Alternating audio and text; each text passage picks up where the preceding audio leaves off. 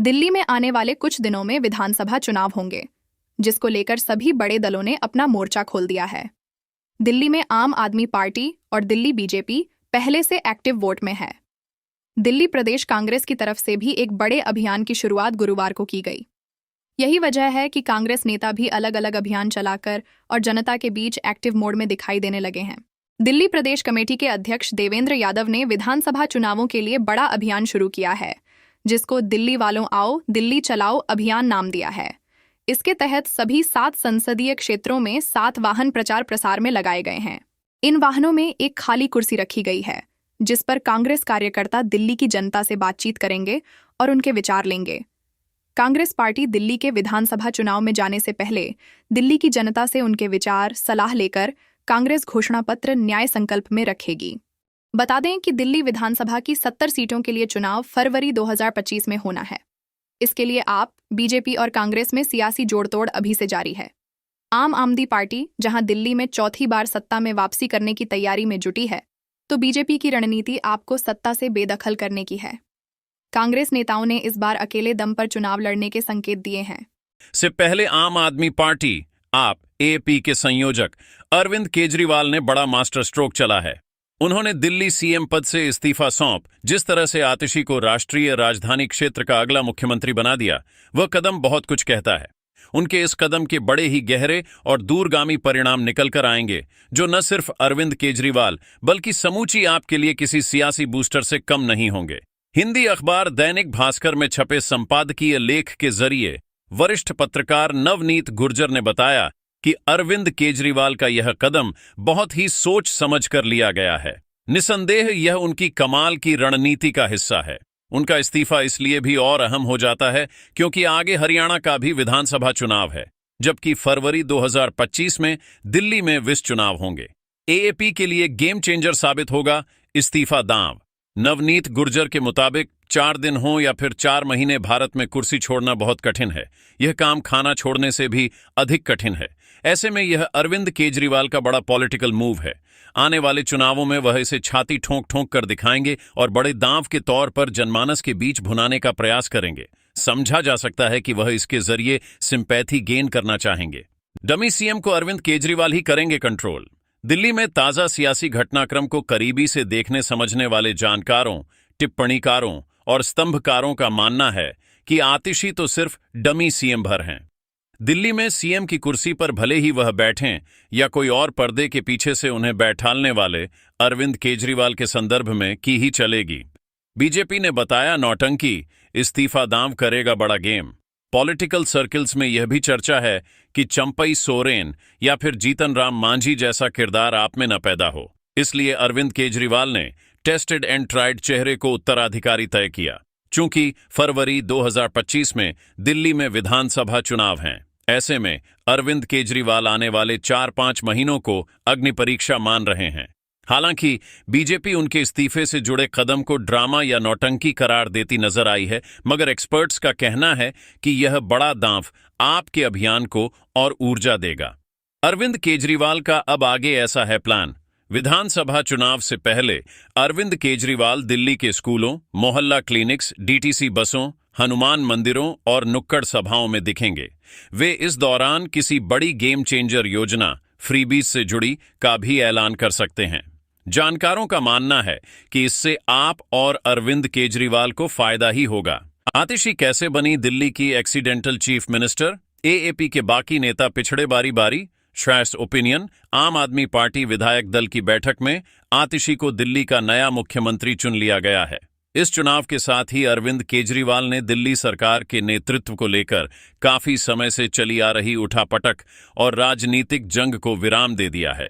शराब घोटाले के आरोप में केजरीवाल जब से जेल गए, तभी से ये कयास लगाए जा रहे थे कि वे अपनी गद्दी किसे सौंपेंगे। हालांकि जेल से सरकार चलाने का फैसला करके केजरीवाल ने इन कयासों को थोड़ा टाल जरूर दिया था, लेकिन इस्तीफे की घोषणा के बाद तय हो गया था कि उनके कई विश्वास पात्रों में सीएम बनने की लॉटरी किसके नाम खुलेगी। जिसका नाम सामने आया है वो आतिशी हैं। किन कारणों से आतिशी को बनाया गया दिल्ली का मुख्यमंत्री? दिल्ली सीएम के रूप में आतिशी का नाम चौंकाता नहीं है। दिल्ली सरकार में केजरीवाल की वे स्वाभाविक उत्तराधिकारी हैं। शराब घोटाले में केजरीवाल के अलावा मनीष सिसोदिया का भी नाम आया था। ऐसे में उनके जेल जाने के बाद उनके लगभग सभी मंत्रालय आतिशी को ही सौंपे गए थे। केजरीवाल और सिसोदिया की अनुपस्थिति में आतिशी दिल्ली सरकार का चेहरा बन गई थीं। वे न सिर्फ पार्टी के भीतर के काम देख रही थीं, बल्कि केजरीवाल पर हमलावर बीजेपी का भी मुकाबला कर रही थी। एक तो तेज तर्रार, ऊपर से केजरीवाल की भरोसेमंद भी। इन दो बातों ने आतिशी के बायोडेटा को बहुत मजबूत बना दिया। आतिशी सीएम होने के साथ संभालेंगी कई विभाग भी। अरविंद केजरीवाल के राजनीतिक विरोधी भले ही शीश महल बताते फिरें, लेकिन दिल्ली के मुख्यमंत्री आवास से भी तो वो दिल्ली वालों के लिए इतना ही काम करते थे, क्योंकि अब तक तो वो चीफ मिनिस्टर विदाउट पोर्टफोलियो ही रहे हैं। ऐसे देखें तो जैसे वो मुख्यमंत्री आवास में रहकर सरकार चलाते थे, तिहाड़ जेल से भी वही काम कर रहे थे। हाँ, अब आतिशी में आपकी पहली मुख्यमंत्री होंगी जो कई विभाग भी संभालेंगी। अलबत्ता केजरीवाल सुपर सीएम बने रहेंगे। देश की राजनीति में एक्सीडेंटल प्राइम मिनिस्टर का किस्सा तो मशहूर रहा ही है। दिल्ली का नया मुख्यमंत्री भी बिल्कुल वैसा ही होने वाला है। आतिशी 5 महीने के लिए सीएम रहेंगी। हालांकि दिल्ली सीएम के रूप में सुषमा स्वराज का कार्यकाल इससे भी छोटा रहा है। कौन कौन नहीं बन पाया सीएम और क्यों? आम आदमी पार्टी के ऐसे नेताओं की एक सूची तो है ही जिनके दिल्ली का अगला मुख्यमंत्री बनने की बिल्कुल भी संभावना नहीं लगती थी। कम से कम दिल्ली विधानसभा का चुनाव होने तक तो ऐसा ही मानकर चला जा रहा था। हालांकि अरविंद केजरीवाल की सरप्राइज वाली राजनीति में कुछ शर्तें तो लागू होती ही हैं, इसलिए कयास लगाने में किसी का नाम नहीं छूट रहा था। गोपाल राय आम आदमी पार्टी के सबसे अनुभवी, सम्माननीय और अनुभवी नेताओं में से एक हैं, और राजनीतिक विरोधियों को नजरअंदाज कर देखें तो उनको लेकर कोई विवाद भी नहीं याद आता है। गोपाल राय के साथ पहले सेहत की समस्या रही है, लेकिन अरविंद केजरीवाल के जेल में रहते उनको काफी एक्टिव देखा गया था। फिर भी लगता नहीं था कि अरविंद केजरीवाल उनको मुख्यमंत्री पद की जिम्मेदारी सौंपेंगे। राघव चड्ढा तो ऐसे नेताओं में हैं जिन्हें कभी अरविंद केजरीवाल का बेहद करीबी और भरोसेमंद माना जाता था। तब तो उनके मुख्यमंत्री पद के दावेदार होने तक की चर्चा हुआ करती थी।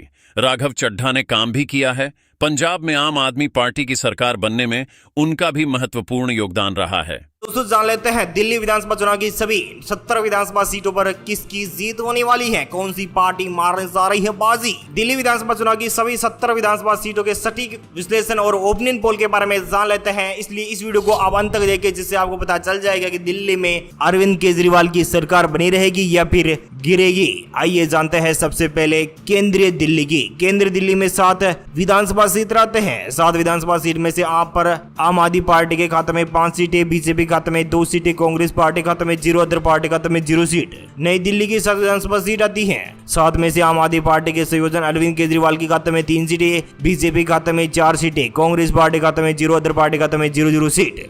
जी हाँ दोस्तों, आपको बता दें कि नई दिल्ली में 7 विधानसभा सीट में से आम आदमी पार्टी को मात्र 3 सीटें मिल सकती हैं और बीजेपी खाते में 4 सीटें, कांग्रेस पार्टी खाते में 0, अदर पार्टी खाते में 0 सीट। पूर्वी दिल्ली की बात की जाए तो पूर्वी दिल्ली में 8 विधानसभा क्षेत्र आते हैं। 8 विधानसभा क्षेत्रों में से आम आदमी पार्टी के संयोजन अरविंद केजरीवाल के खाते में 5 सीटें, बीजेपी खाते में 3 सीटें, कांग्रेस पार्टी खाते में 0 सीट, अदर पार्टी खाते में 0 सीट जाने की संभावना बनी हुई दिखाई दे रही है।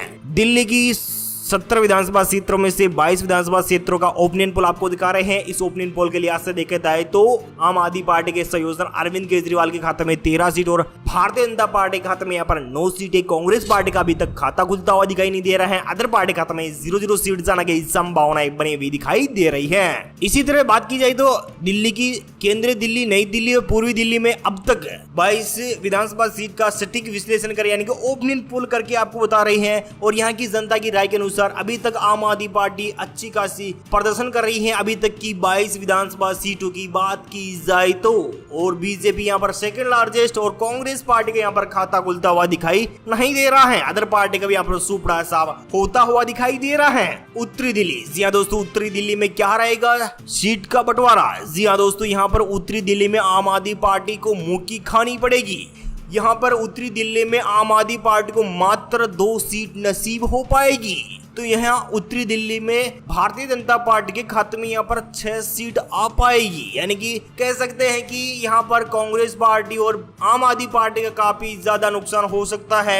अदर पार्टी को भी यहाँ पर 0 सीट मिल सकती है। तो वहीं भारतीय जनता पार्टी इस बार अपना दृष्टिकोण बदलते हुए नजर आ रही है, यहाँ पर अपनी किस्मत में ला रही है 6 सीटें। तो आम आदमी पार्टी यहाँ पर 2 सीट पर ही सिमट कर रह सकती है। ईशान कौन है? यानी कि ईशान की 8 विधानसभा क्षेत्र आते हैं। 8 विधानसभा क्षेत्र में से 5 विधानसभा सीटों पर आम आदमी पार्टी के संयोजन अरविंद केजरीवाल बाजी मार सकते हैं। तो वहीं भारतीय जनता पार्टी खाते में यहाँ पर 3 सीटें, कांग्रेस पार्टी खाते में 0 सीट, अदर पार्टी खाते में 0 सीट। उत्तरी पश्चिमी दिल्ली की 8 विधानसभा क्षेत्र आते हैं। 8 विधानसभा क्षेत्रों में से एक पर आम आदमी पार्टी के संयोजन अरविंद केजरीवाल। तो वहीं बीजेपी खाते में 7 सीटें, यानी कि एक तरफा जीत हासिल कर सकती है भारतीय जनता पार्टी। अच्छी खासी लीड के साथ भारतीय जनता पार्टी को 7 विधानसभा क्षेत्रों पर जीत हासिल हो सकती है। आम आदमी पार्टी को मात्र 1 सीट पर संतुष्ट होना पड़ेगा।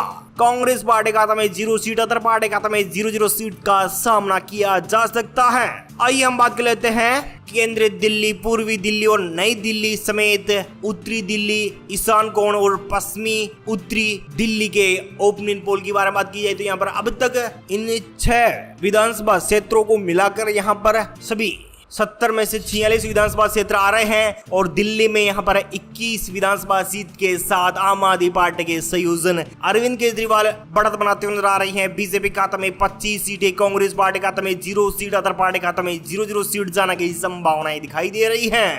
आइए बात कर लेते हैं दक्षिण दिल्ली में कैसा रहेगा माहौल। जी हाँ दोस्तों, दक्षिणी दिल्ली में जनता के मूड में क्या चल रहा है तो देख रहे हैं आपकी स्क्रीन पर। दक्षिण दिल्ली की 8 विधानसभा सीट है। 8 में से 3 पर आम आदमी पार्टी, बीजेपी खाते में 5, कांग्रेस पार्टी खाते में 0, अदर पार्टी खाते में 0 सीट। पश्चिमी दिल्ली की 8 विधानसभा सीट है। 8 में से आम आदमी पार्टी के संयोजन अरविंद केजरीवाल के खाते में 5, बीजेपी खाते में 3, कांग्रेस पार्टी खाते में 0, अदर पार्टी खाते में 0 सीट। दक्षिणी पश्चिमी दिल्ली की 8 विधानसभा सीट है। 8 में से बीजेपी खाते में 6 सीटें, कांग्रेस पार्टी खाते में 0 सीट, आम आदमी पार्टी के संयोजन अरविंद केजरीवाल के खाते में 2 सीटें और अदर पार्टी खाते में 0 सीट। जी हां दोस्तों, इस लिहाज से देखा जाए तो दक्षिणी पश्चिमी दिल्ली में 8 में से मात्र 2 सीट पर सिमट कर रह जाएगी आम आदमी पार्टी। तो 6 सीट पर भारतीय जनता पार्टी कब्जा हो सकता है। कांग्रेस पार्टी खाते में 0, अदर पार्टी खाते में 0 सीट जा सकती है। जी हां दोस्तों, आप भी आपकी स्क्रीन पर देख पा रहे हैं दिल्ली की सभी 70 विधानसभा सीट का सटीक विश्लेषण करके ओपिनियन पोल आपके बारे में बता रहे हैं। और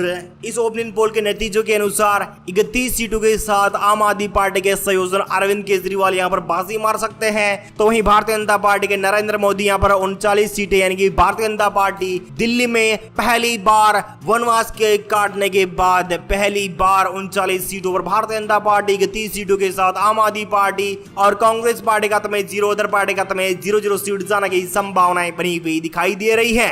दोस्तों, आपको क्या लगता है साल 2025 के जनवरी फरवरी में होने वाले विधानसभा चुनाव में क्या आम आदमी पार्टी यहां पर सरकार बनाने में वापस कामयाब होगी या फिर नहीं? आप हमें कमेंट करके जरूर बताएगा, जिससे आपकी राय आपके कमेंट बॉक्स में अगले वीडियो में दिखाने वाले हैं। Thank you, take care, goodbye, जय हिंद, जय भारत, जय किसान, वंदे मातरम, जय सिया राम।